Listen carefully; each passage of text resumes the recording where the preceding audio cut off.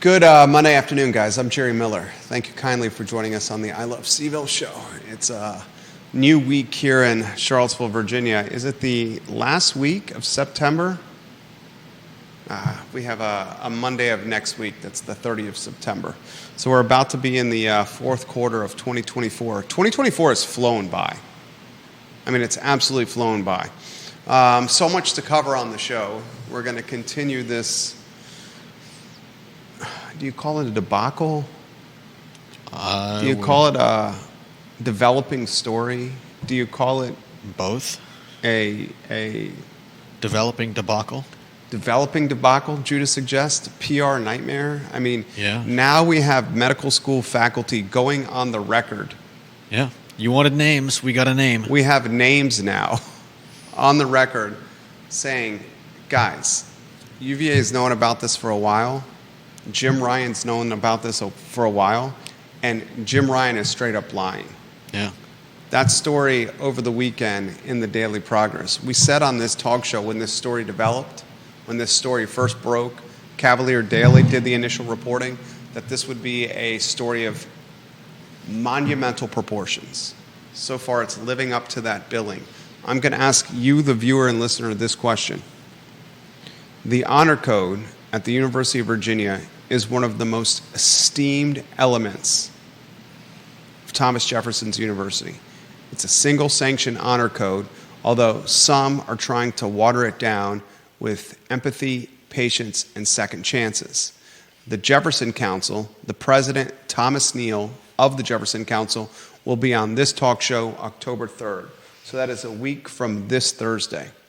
One of the key aspects the Jefferson Council was created for, and what it's lobbying for, is to maintain the single-sanction nature of the honor code. That honor code is rooted on this philosophy. Any UVA student who lies, cheats, or steals will be booted from the school. I'm going to ask you this question. Is the president of the university also held accountable by lying, cheating, or stealing, and expulsion from the school? If there's documented proof or evidence that President Jim Ryan has lied or covered up,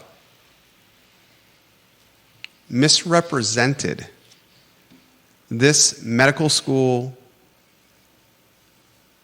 debacle, story, fraud, nepotism, cronyism, bullying, changing medical records to maintain performance standards, overpaying C-suite, utilizing promotions as leverage and power to keep people quiet, and system of fear. If Ryan knew about this all along and has proven that he lied about it, is he held accountable by the honor code? We'll talk about that today. It's a crazy story.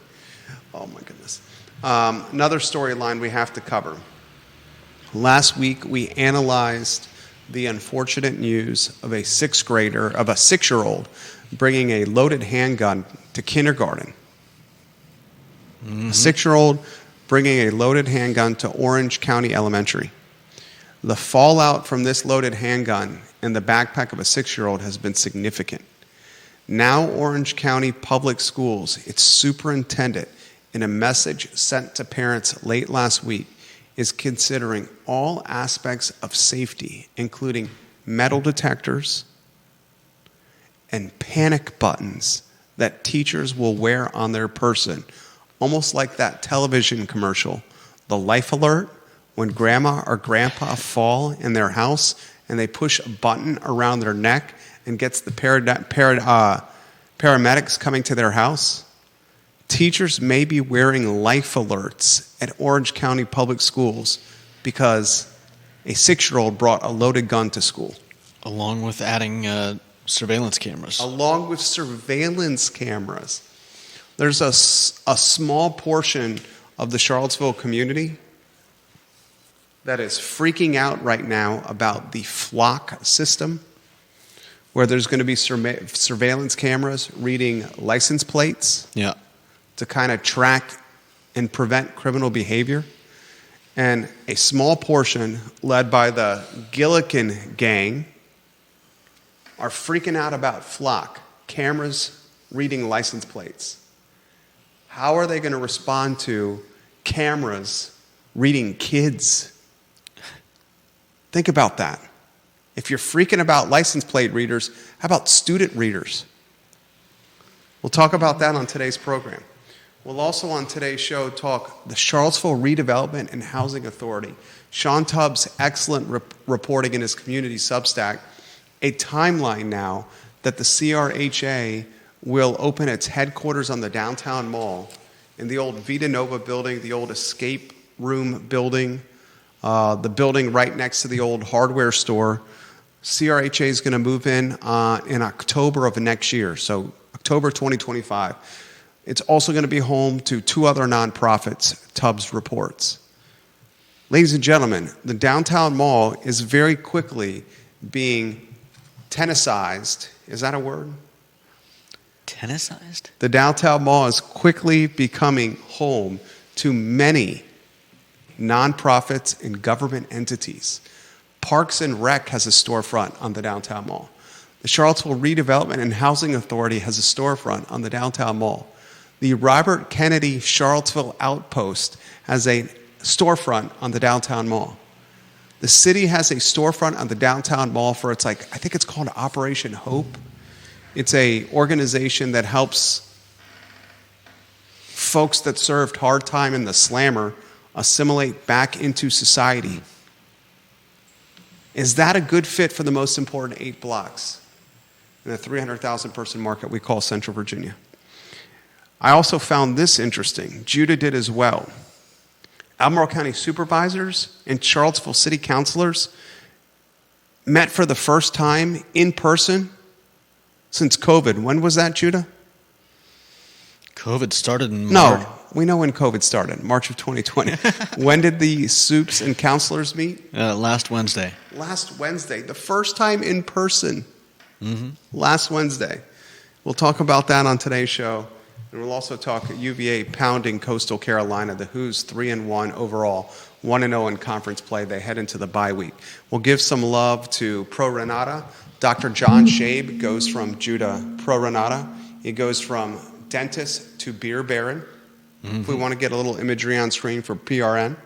We were there this past weekend. We were there to watch the UVA game, my wife and our boys. Had some Dino's Pizza, some hazy skylines. Pro Renata make big-time moves in downtown Stanton, in the Shenandoah Valley, and now at PRN Plus. Their original location in Crozet is evolved into a sports bar of pretty significant proportions and a music venue. Family atmosphere. The Disney World of Crozet, Pro Renata. 2-shot on Judah. I ask you the same question every time. Kevin Higgins, I'm going to get to your comments in a matter of moments. Bill McChesney, I'm going to get to your comments in a matter of moments. A couple of media outlets watching us right now. Neil Williamson, good afternoon as well. Which headline do you find most intriguing, Judah Wickhauer? Like I said, I'm fascinated with this story about UVA and just the whole. I mean, it seemed fairly obvious that Ryan had to be lying because there's too much of this that takes it outside the realm of just a bunch of disaffected employees at the university. Do you want to set the who, what, when, where, why now of the coverage over the weekend in the Daily Progress? Good work from the DP on this. Pretty compelling coverage. Pretty damning coverage if this is proven to be true here. Yeah. This is a UVA health physician who has come out, named himself, and said that he's basically been talking to the UVA senators and telling them that they need to hear the honest truth. And part of that is that Ryan has been lying about all these claims of vagueness and him not knowing about any of these allegations. And this UVA health physician is alleging that Ryan has known about this stuff all along. His name, we have a name on the record. Mm-hmm. That's one of the things I highlighted when the story first broke. the anonymous nature of the 128 physicians that signed the letter. We're now starting to get names on the record. And he's saying that they're wise to have done that, and that they've been having issues with retaliation. And he said it's far more than 128 people, but not many people want to risk themselves. But this man is. His name. This is Dr. Stephen Culp. Spell the last name for the viewers and listeners. CULP. He is a UVA health physician and a member of the UVA Faculty Senate. He's on record in front of the UVA Faculty Senate saying Jim Ryan has known about this all along.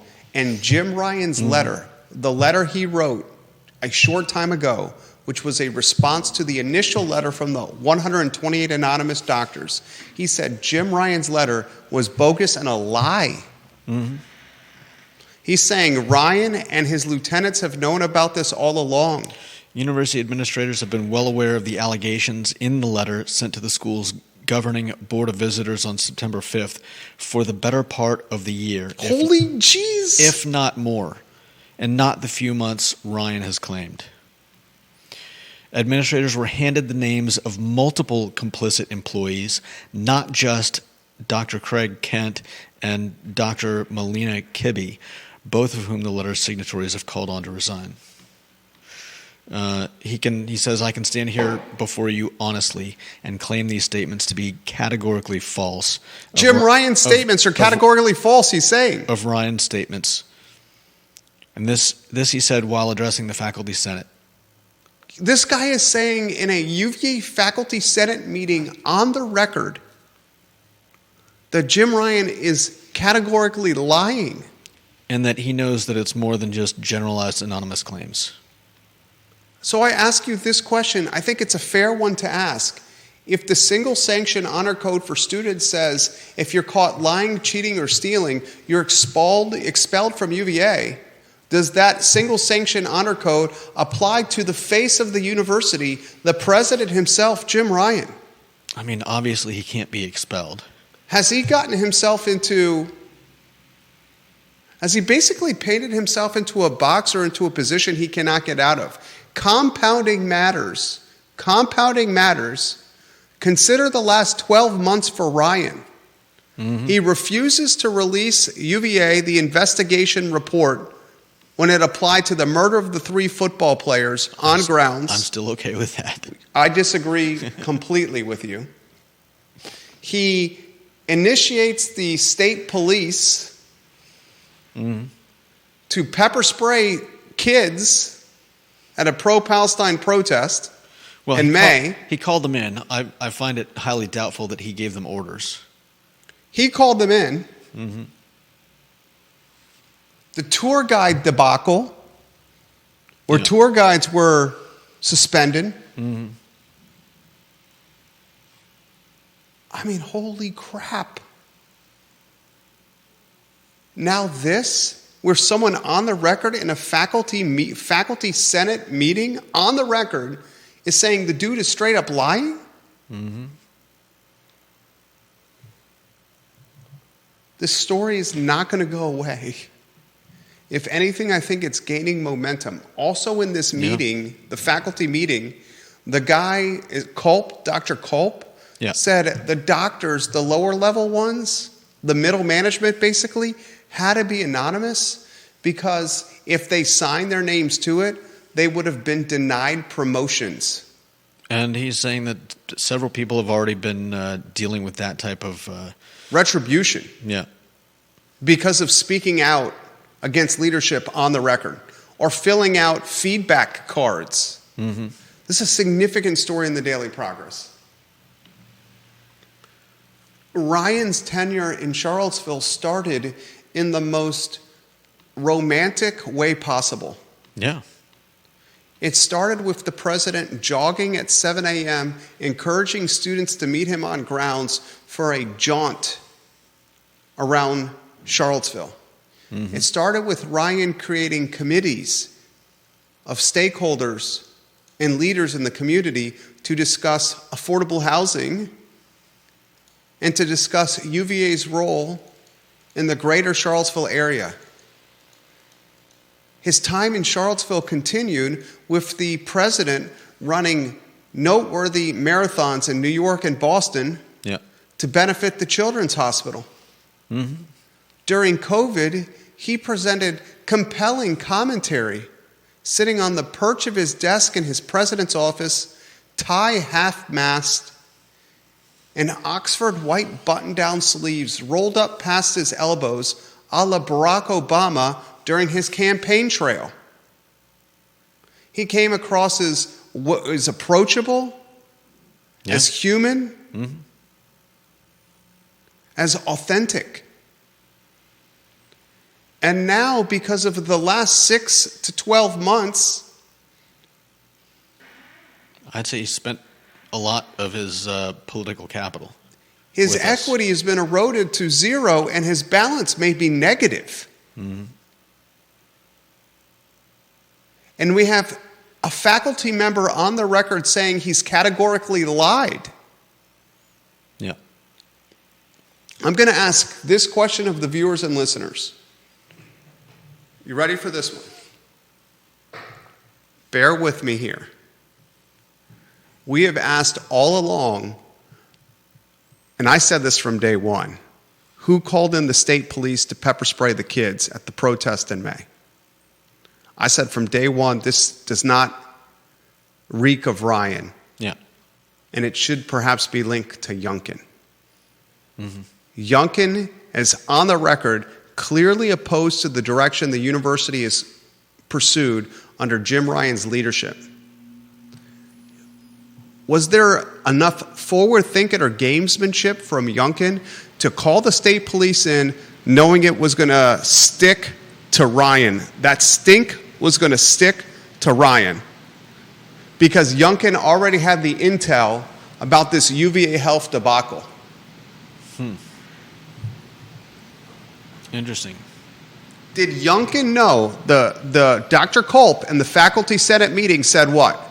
That Ryan and the BOV and leadership have known about the UVA health fraud, medical chart changing, fraudulent billing, cronyism, nepotism, bullying, abuse of power, overpaying the C-suite. He said, how long have they known about that? In early 2024, Culp and other School of Medicine faculty members began to reach out to the faculty senate and university leadership, writing multiple open letters and raising the alarm over over the toxic work environment in the health system. They had on March 5th, a working meeting was held with more than 200 faculty members in the School of Medicine. And this is when Culp says that not long after that, reports of retaliatory behavior directed towards faculty members began to increase. So Youngkin from early 2024 knew of one of the largest employers in the Commonwealth, 30,000 plus employees tied to UVA Health. The governor of Virginia knew from early 2024 that nepotism, cronyism, fraudulent billing, medical chart changing to maintain performance standards was happening at one of the largest employers in the Commonwealth. Yeah. Did he, at least that long, a gamesman of significant forward-thinking proportions, Governor Youngkin, a guy from hedge fund, private equity background, did he compound the stink that stuck to Ryan by ordering the state police for the disbandment of the pro-Palestine protests, pepper spraying kids? It's an interesting theory, but why would Ryan just sit back and take that? What was he supposed to do? He could have come out and made a statement saying that this ain't me. Clearly a mistake, and I didn't call in the state police. I mean, I don't know. We don't know how. We don't know how. This is insane. He's got his hands tied. Exactly. Because, and crazy to say, the president's middle management compared to the governor. Because the BOV is the one that manages the president. Yeah. And the BOV is now controlled by Youngkin, with 13 dudes and dudettes on the BOV, courtesy of the governor. Although I believe President Ryan still has control of what they discuss when they meet, which is interesting. We're certainly going to have this conversation with the president of the Jefferson Council on October 3rd when he's on the show, Thomas Neal. Yeah. It's something that we should be considering. I'll close this topic by asking this question. On Friday, the Culp's fellow senators agreed with what he was talking about, and due to their unsatisfaction with how things have been handled, they have unanimously passed a motion, this was Friday, to show support for their colleagues in the School of Medicine. Say it again. That's a big deal. Yeah. Culp's remarks struck a chord Friday with his fellow senators. They're calling it a watershed moment for UVA, and unsatisfied with how the administration has been handling the crisis at the School of Medicine, Faculty Senate has unanimously passed a motion to show support for their colleagues in the School of Medicine. We're at the tip of the iceberg of this story. Neil Williamson, I'm going to get to your tweets and the response from that Charlottesville City Council, Albemarle County Board of Supervisors meeting that the president of the Free Enterprise Forum covered closely on Twitter. John Blair, number 2 in the family, his photo on screen. Anything John Blair says, I value. He has this commentary. Jerry, I loved your prop bet about the Lewis Mountain neighborhood. Mm-hmm. Our prop bet is an over-under of 9 homes that hit the market from a for sale standpoint. They don't have to close. They don't have to go pending. They just have to be for sale. Since we made that prop bet a handful of weeks ago, we set the over-under at 9 houses in Lewis Mountain going on the market for sale. Judah took the over, so he needs 10 or more. He's got 3 in his corner right now. If 8 or less hit the market for sale, I win. We have a bottle of, hold on.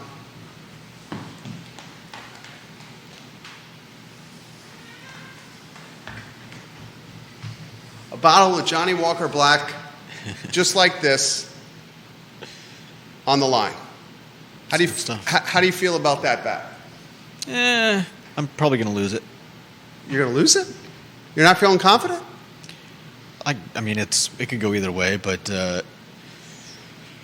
10's a lot. You made the bet. I know. Okay. John Blair says this.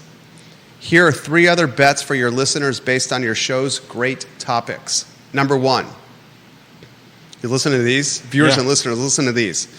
Will Jim Ryan be president of the university on September 1, 2025? That's a good one. Number 2. Will the UVA football team make a bowl at the end of the season? Number 3. There are 2 seats on the CVille City Council and 3 Board of Supervisor seats in Albemarle County up in 2025. Will the Republicans nominate a candidate for any of the 5 positions? Ooh. I'd love for you and Judith to set the lines for those 3. Thanks for these great shows. John Blair, we appreciate you. You make the program especially great. The viewers and listeners with your comments especially do. Neil Williamson, I'm going to get to your fantastic comments in a matter of moments. Jim Ryan, president of the university, September 1, 2025. Those are really good, John. Thank you. Do you think he's president of the university September 1, 2025? My, whatever I call my instincts. Your gut? Your intuition? I'm being sarcastic. And I'm joking that I don't have a whole lot of instinct, but... For it to be a joke, people have to know it's a joke. No, they don't. But wouldn't that just be a joke that only you think is funny? If a tree falls in the woods and no one hears it, does the tree fall in the woods? Does if anyone Judah laugh? makes a joke and no one laughs but Judah. Look, Judah's laughing his ass off right now at this joke. Is it a joke? We're talking about it and we're laughing. Is Ryan president on September 1, 2025? Something tells me no. I mean, if I were him, I wouldn't want to stick around there. Why is he sticking around? No idea. I mean, Look, I empathize for the person Like I have sympathy and empathy for the person. Just like I have sympathy and empathy for the government officials that put themselves in the crossfire. Yeah. But part of the job is dealing with this. The president of the university is in essence a politician. And his job, probably first and foremost, is to navigate the political waters that are the Board of Visitors and the lieutenants at the university, the heads of the various departments at UVA. Manage the wealthy donors, manage the governor, or stay in the good graces of the governor, the good graces of the BOV, manage the heads of his respective schools and departments, keep fundraising going in the right direction, and stay out of the effing news. Stay out of the news. It wasn't until last week that the university, a committee from the university said, maybe, Jim, you shouldn't offer commentary on events not tied to the University of Virginia. No duh, dude. Yeah. The president of UVA, just like Charlottesville City Council, should not be pontificating on geopolitical issues. No one gives a rat's tail what city council or the Board of Visitors have to say about Palestine and Israel and Gaza, the Gaza Strip, and warfare across the world. Unless they've got a political science PhD, which No, even if they do, they shouldn't offer that commentary. But at least then they would have some experience to fall back on in which to comment. Natalie Oshrin, an event planner who's a city councilor who works at Pippin Hill doing $250,000 a year weddings, should not be talking about the Gaza Strip, Palestine, or Israel. She should not be talking about Ukraine, Putin, Russia. And she should not be talking about Trump and Kamala Harris. She should be talking about whether the Charlottesville Redevelopment and Housing Authority should continue expanding its portfolio like it's trying to do right now with purchases around the city. Yeah. And whether it's a good fit that government entities are renting the storefronts on the downtown mall. Parks and Rec on the downtown mall with the storefront. CRHA on the downtown mall with the storefront.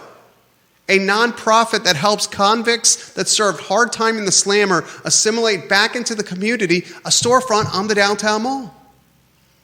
The side of the downtown mall where the free speech wall is, the Ting Pavilion side, the City Hall side, is a scary place right now that folks don't want to go to when it gets to be nighttime. Guess what? I woke up this morning. My alarm clock goes off at 6 a.m. My wife and I wake up every morning. We get out of bed. We say one phrase immediately to each other. It's time to make the donuts. It's a play on what bakers have to do when they get up at 3 or 4 in the morning to get their bakeries going with baked goods freshly made that day. Think about that life. That's a challenging life. That's what we say when the alarm goes off at 6 a.m. By 7:20, between 7:20 and 7:25 a.m., I'm out the door with our oldest son driving him to school. We have an hour and 20 minutes to do all the morning routine and get going. Take Max, the German Shepherd, out so he can pee, poop, and eat some kibble. Throw the tennis ball in the backyard for him 10 times so he can get some energy before I put him on the deck. My wife gets our oldest son's lunchbox ready to go and his French toast sticks in the toaster. I get our 22-month-old up. I unzip his sleep sack off, take it off his body, smell his diaper, make sure there's no bathroom issue there, no number 2. Bring him out there, sit him on the table, help him eat his French toast sticks. I get my gym bag packed.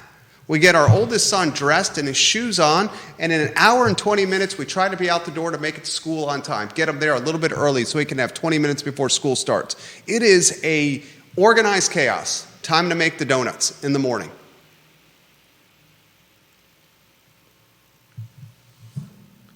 You going somewhere with that?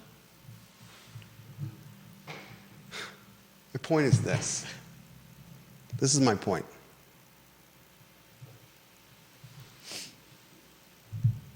One of the things John Castine did well, the president who was tenured at UVA forever.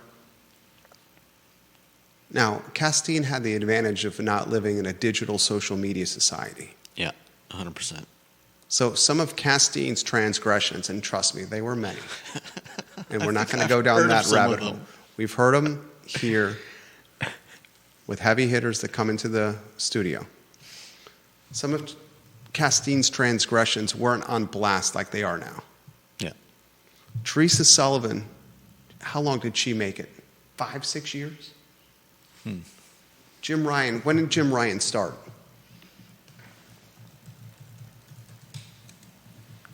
Jim Ryan started what? I'll tell you right now. 2018. He's been on the clock for 6 years. 6 years for Ryan. This position is similar to that of a city manager or an athletic director, a head football coach. Oftentimes you try to get out of the gig before the gig gets you out. Good questions from John Blair. And I would say this. Ryan, September 2025, will he be on the job? I put the odds on 60-40 against him being employed at UVA. Will Virginia make a bowl game? The fact that five win teams can make bowl games in a watered-down bowl ecosystem, I'll say Virginia's going to make a bowl game because they got 3. And his question, 2 seats on council and 3 on the Board of Supervisors coming up in 2025, will the Republicans nominate a candidate for any of those 5 positions? I say absolutely they will. Absolutely they will. Will the candidate have a chance of winning? Probably not. Yeah. The next headline, Judah Wickhauer, if we can put it on screen.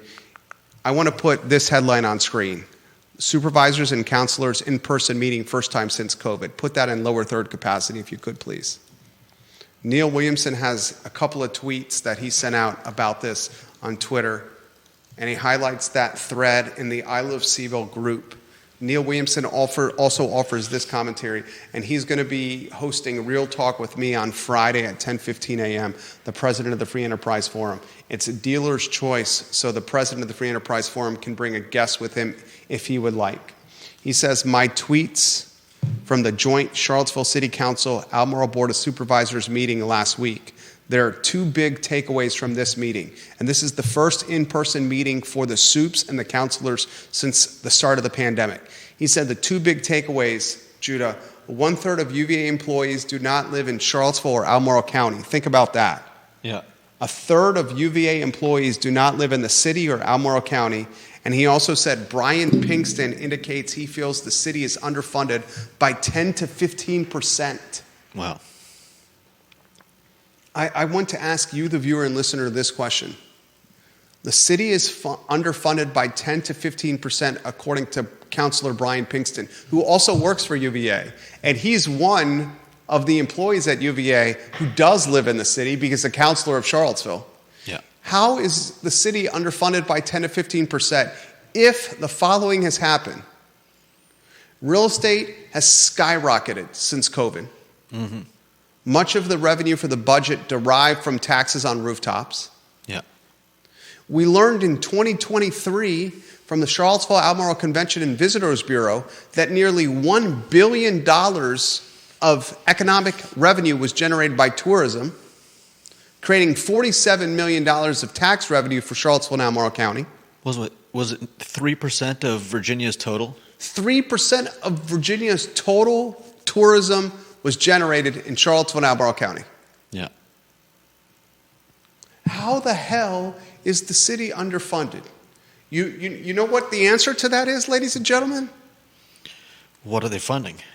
No, it's a very clear reason why the city, according to Brian Pinkston, is underfunded. You want me to tell you what it is? They're spending too much money. That's why I said, what are they funding? You got a household budget. You got X amount of dollars. You got to buy some milk. You got to buy some eggs. You got to buy some bacon, some chicken, some cereal, some Pampers, some wipes. And if you're running short, maybe don't pay for every single one of the streaming services every month. Drop Netflix. Drop Amazon Prime. Let go of HBO Max. How about not offer an $8.7 million bridge loan to Habitat and PHA? How about not purchase the dirt from Wendell Wood in a floodplain on High Street and go ahead and allow Bo Carrington to build 250 apartments that you can tax? You're underfunded. Let's go ahead and give $8 million to a nonprofit that's going to do development and have the project completed sometime in the year 2030 decade. And let's take a park on the banks of the Rivanna, something that we're going to have to maintain as opposed to allow it to be apartments. Underfunded.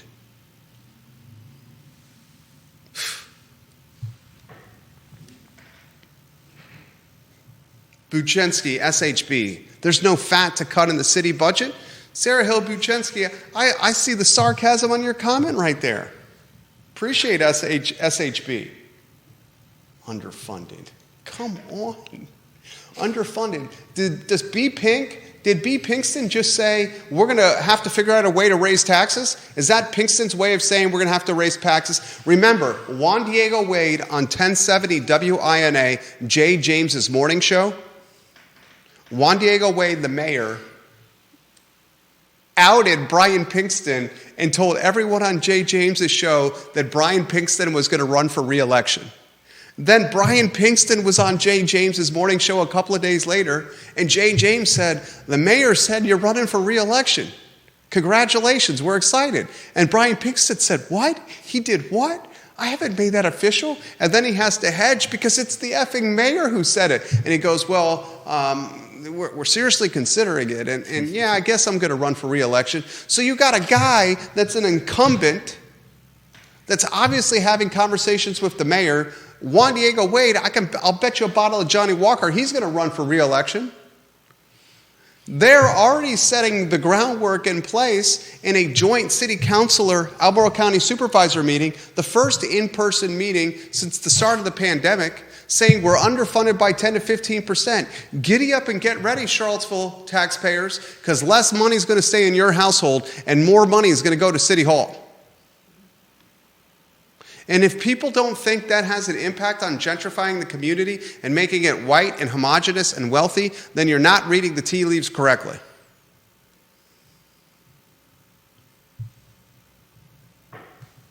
Underfunded. How about you cut some freaking spending? God, underfunded. Eventually what's going to happen is this community is going to be like, well, you know, the way that we've always been running the city with one party having a dominant control is pretty much caused Charlottesville to become just a bastion and a playground of millionaires, and perhaps we should be doing something differently. Underfunded. Am I wrong? I don't think you're wrong. Dennis Cantonen. I'm butchering your last name, Dennis, on YouTube. President Ryan does not have kids in local schools anymore. His daughter went to Yale and is a freshman. She graduated this year from Western. That comment right there alludes to the president and John Blair's bet, maybe having one foot out the door. Mm-hmm. When you're a football coach or an athletic director or a city manager, Maurice Jones did this well. Maurice Jones saw some of the writing on the wall in Charlottesville. The NBC 29 sportscaster turned communications director turned city manager. He pieced out of Charlottesville. Charlottesville City Council opted not to renew his contract when it was set to end December 2018. And then he left to become the town manager of Chapel Hill, North Carolina. Sometimes it's best to leave the job before the job does you in. Yeah. Because then you can put on your resume when you're trying to get a future job or when you're considering your legacy and how it's going to be written after you have passed away, as not having a pink slip as opposed to you going out on your own way. Underfunded. Jesus, Logan Wells Claylo, welcome to the broadcast. Brian Pinkston's setting up a case to raise taxes.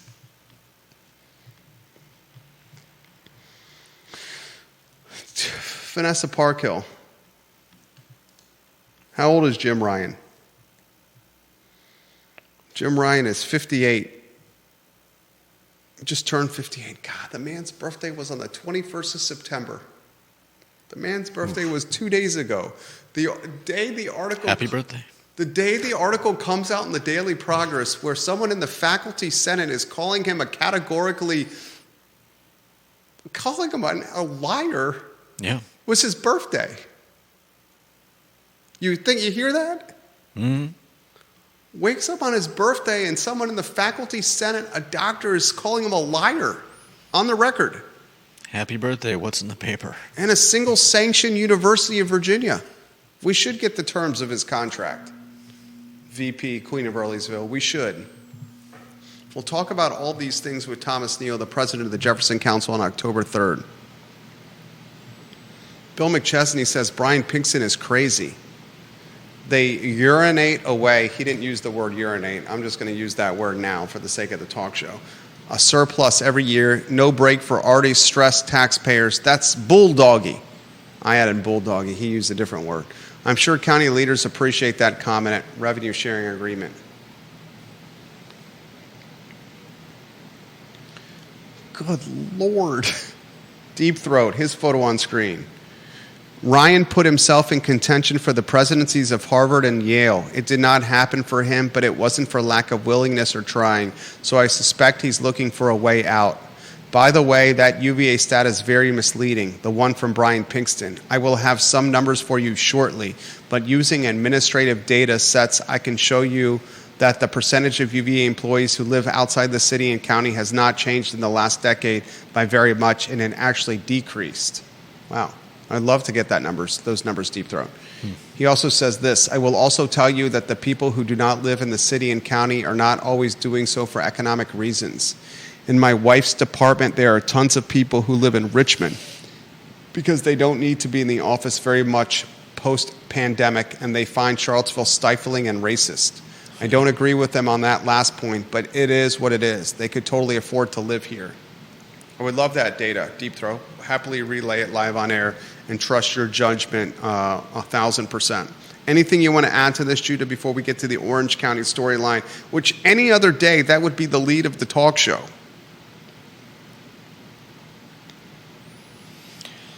I mean, I was going to say it's nice that they're working together, but if they're working together to raise our taxes...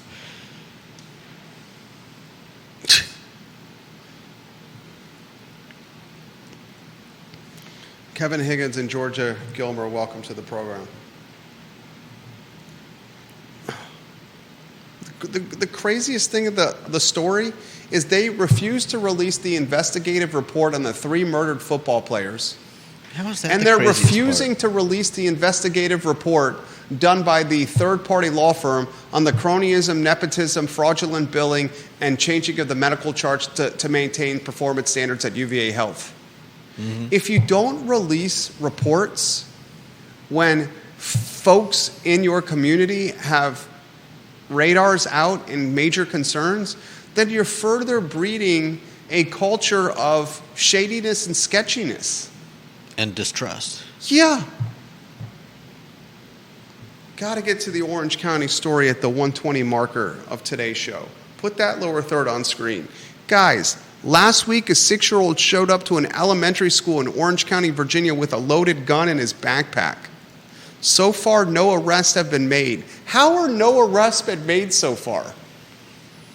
No, seriously. A 6-year-old brings a loaded gun to school and no arrests have been made so far. Okay, I'm just going to leave it at that. The gun was found. Mm-hmm. Parents weren't notified for hours after the gun was found. Many parents heard about this secondhand through social media or the rumor mill. Parents were pissed. I'd be pissed. Superintendent notifies parents late last week. We got a problem on our hands. We've had hoaxes, people calling in threats, and then we had a 6-year-old bring a gun to school. So now everything is on the table. Any option is on the table.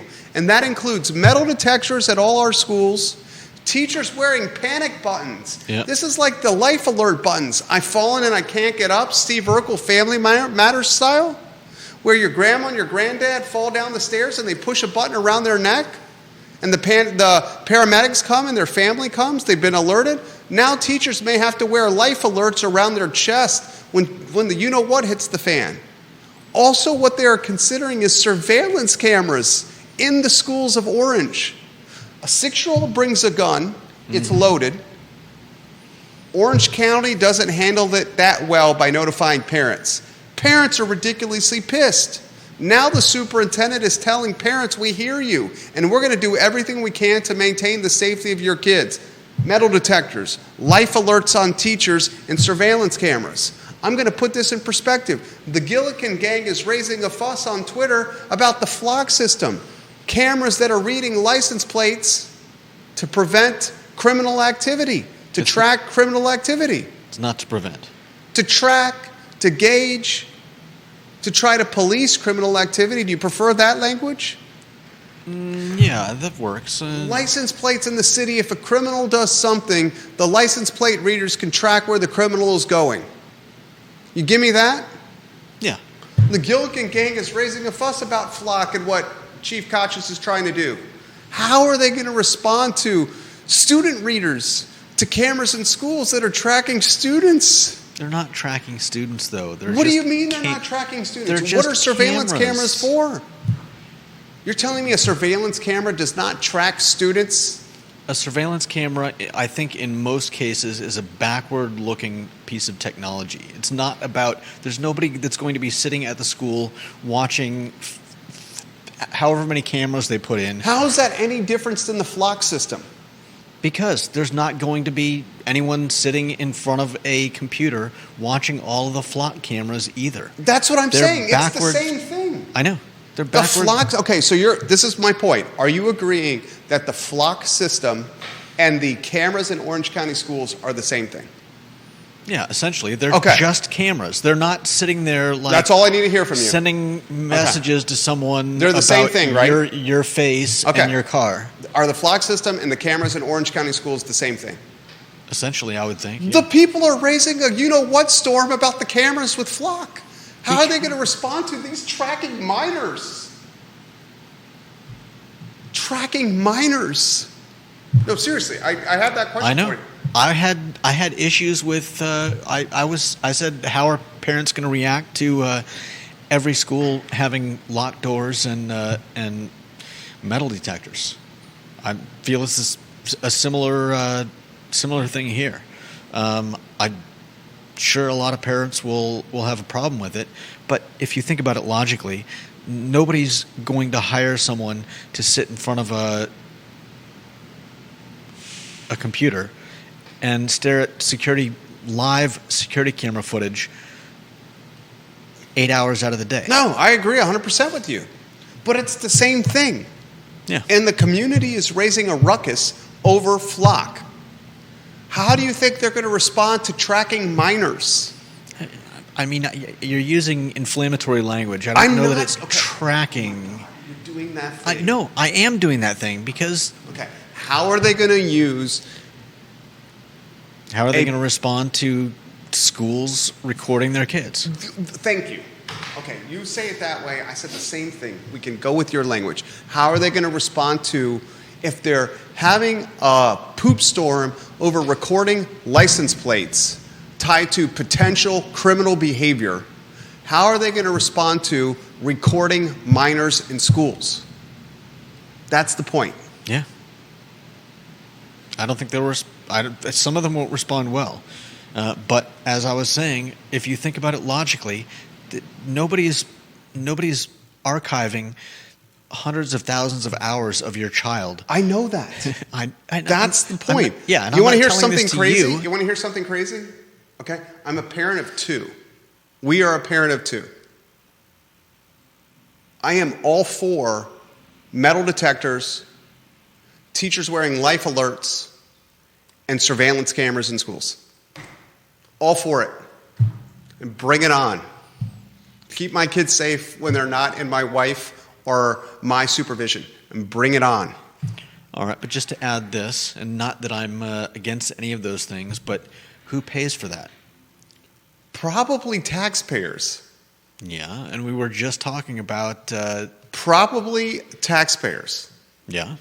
Maybe you could get grants. Maybe. But probably taxpayers. Yeah. That would be my guess as well.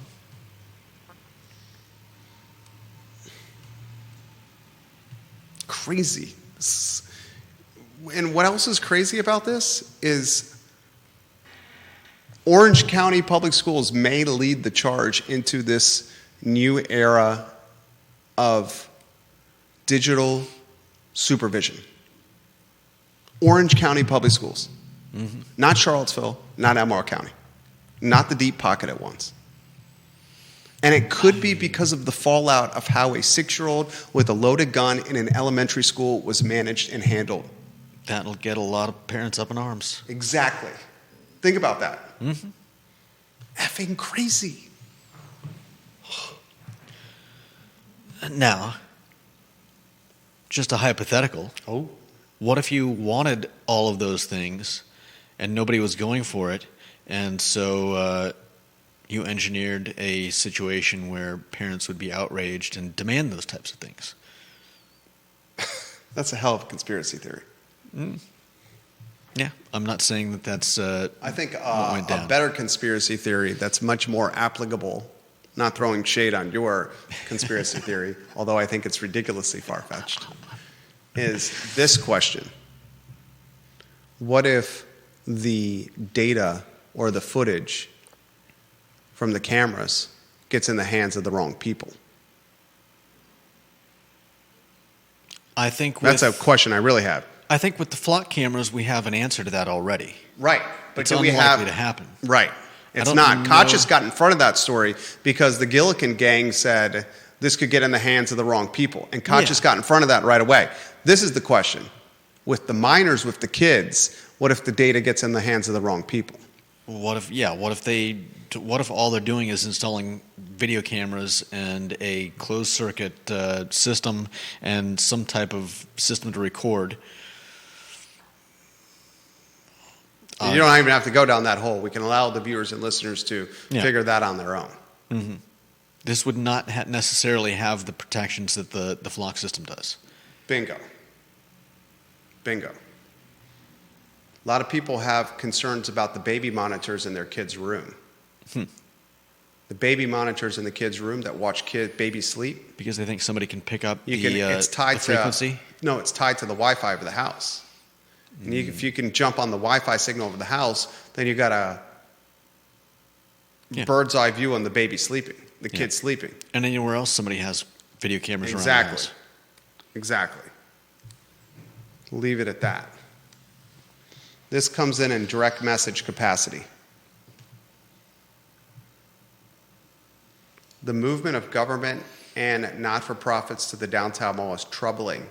I frequent the downtown mall much less often than a few years ago due to a combo of the busking that is different from the music and artists when I first moved here, which adds to the charm, and now more beggars and nuances or nuisances are happening there. He continues, I was walking the Pearl Street Mall last summer, and it reminded me of our mall of a decade ago. Much more commerce, diverse restaurants, and family options.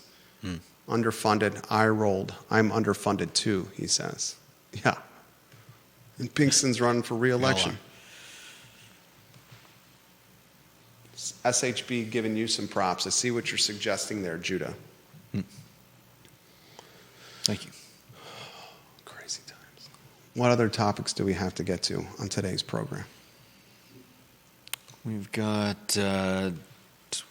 CRHA moving to Downtown Mall HQ on October of 2025. We cover that. Charlottesville Redevelopment Housing Authority is opening its headquarters, which it purchased for just under $3 million earlier this year. They're renovating it, and they're going to move into their headquarters on the downtown mall, smack dab in the middle of the mall, in October of 2025. Good Lord. Government entities renting downtown storefronts. Let's put a redevelopment housing authority right in the middle of the mall, and at the end of the mall that has a lot of trouble, let's put a organization that helps convicts that did hard time in the slammer assimilate back into the community where they're waiting outside the entrance to said place. That'll be good for business.